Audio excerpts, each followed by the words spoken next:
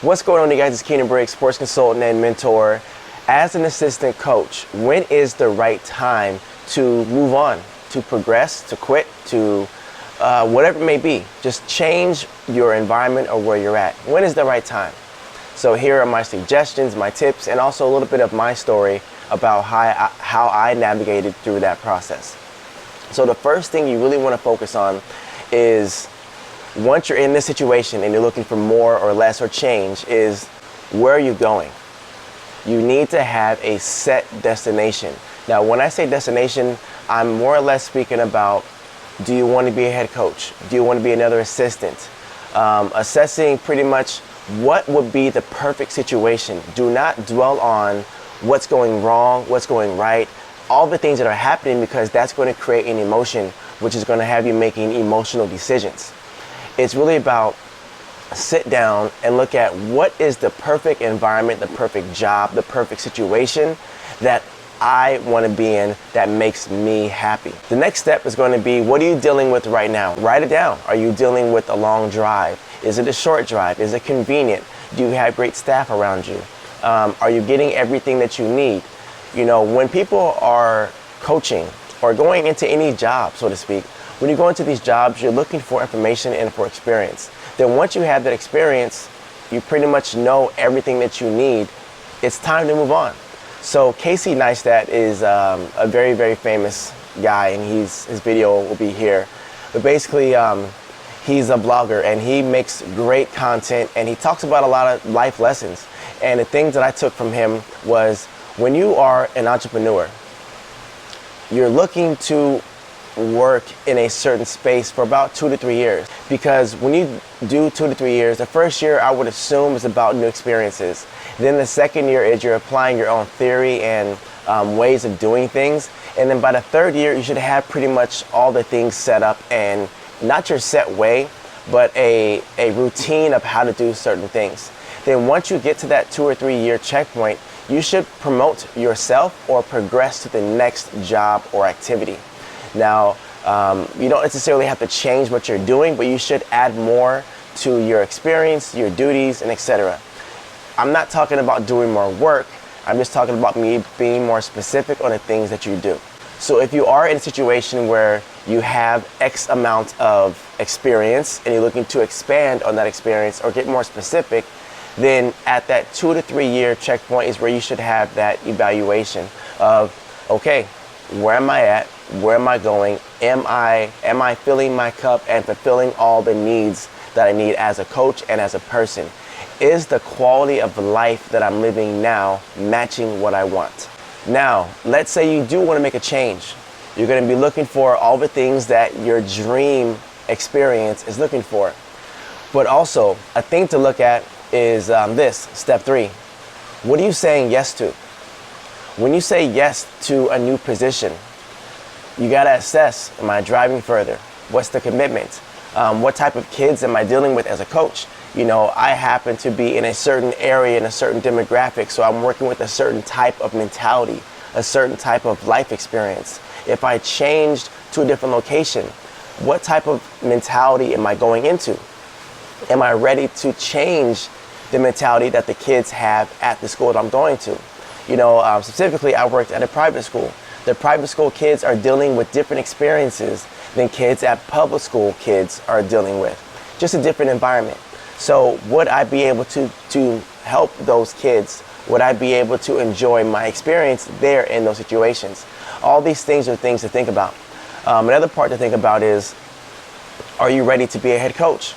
You know, if you haven't been a head coach, it's a challenge, because you're kind of going to be in a place where you got to run a lot of administrative work, a lot of paperwork, entry fees, traveling. It's a lot of organization that's happening within that aspect. And if you're not a person that's detail oriented, you're not, good with crossing T's and dotting I's, then it's going to be a learning curve that will happen in the beginning. So my suggestion is, you really assess, what are you saying yes to? And that'll really help you figure out, are you prepared?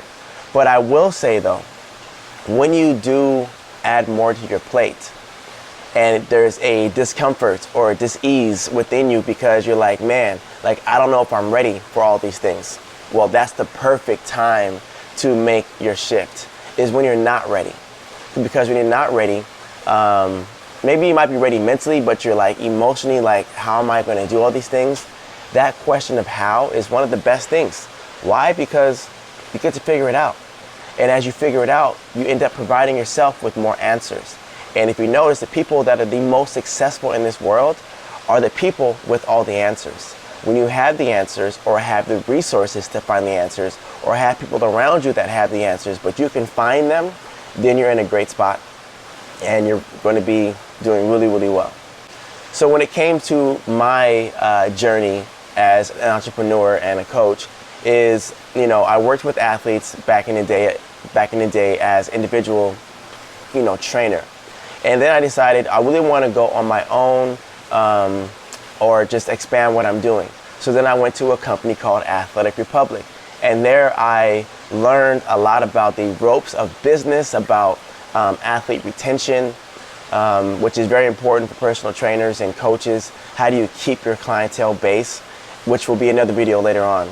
And then from there, the specifics of, am I ready? So in 2009 to 12, I worked pretty much for Athletic Republic. And then I switched and I said, you know what? I want to go 100% into entrepreneurship and do my own thing. Well, I was working with Modern Day, and I was also coaching independently with my club team.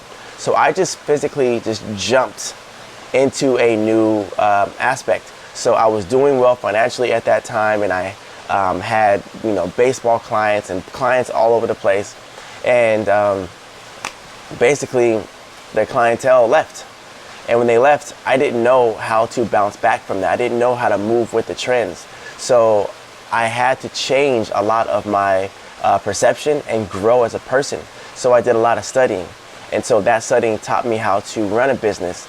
And at that time, I wasn't really running a business. I was actually self-employed.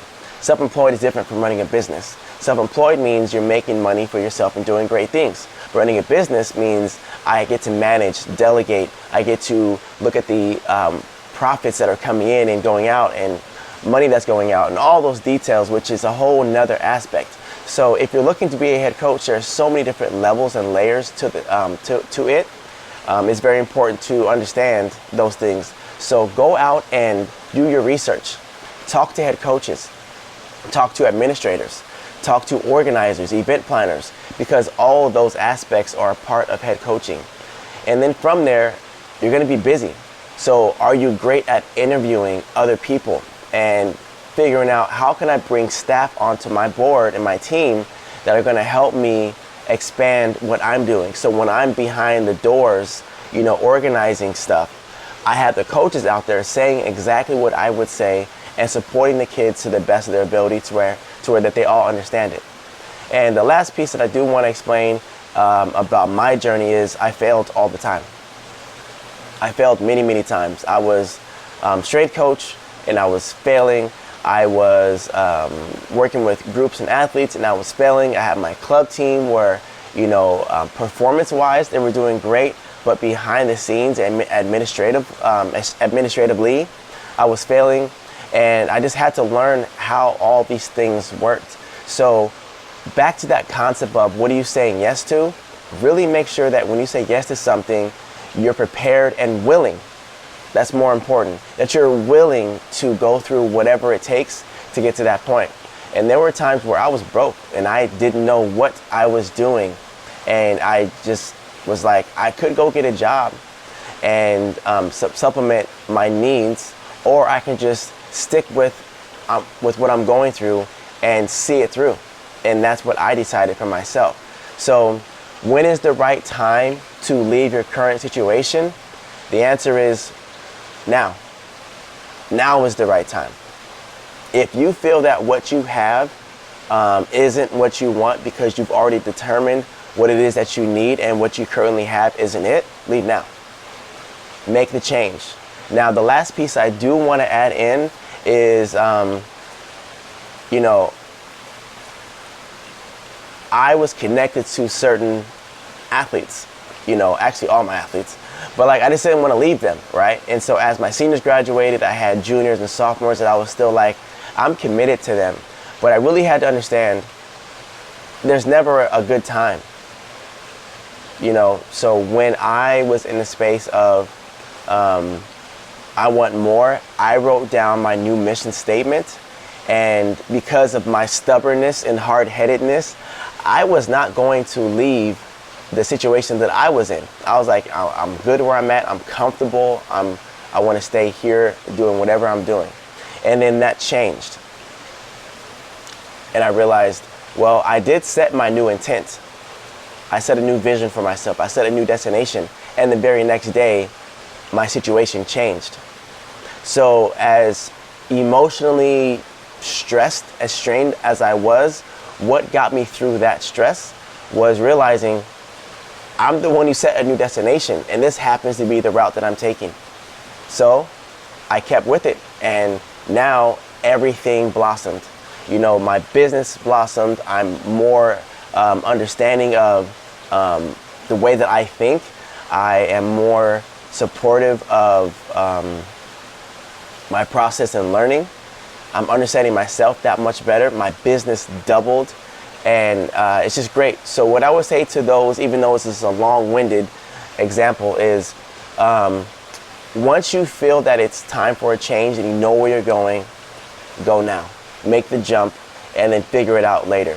There's a quote by T. Harv Eker who basically says, ready, shoot, aim. And it's that same concept of once you're ready to go, just go and figure it out later. Because if you're trying to assess and research and, you know, put all your ducks in a row, in a line, whatever the concept is, that could take many, many years or never happen. Just make the commitment, go, and have fun from there. If you have additional questions about this concept or you want to tell me your story, I am available. When it comes to the specifics of me giving you support, make sure you click the link in the description, and I'll be able to provide some resources for you and some support for you. All right, till next time.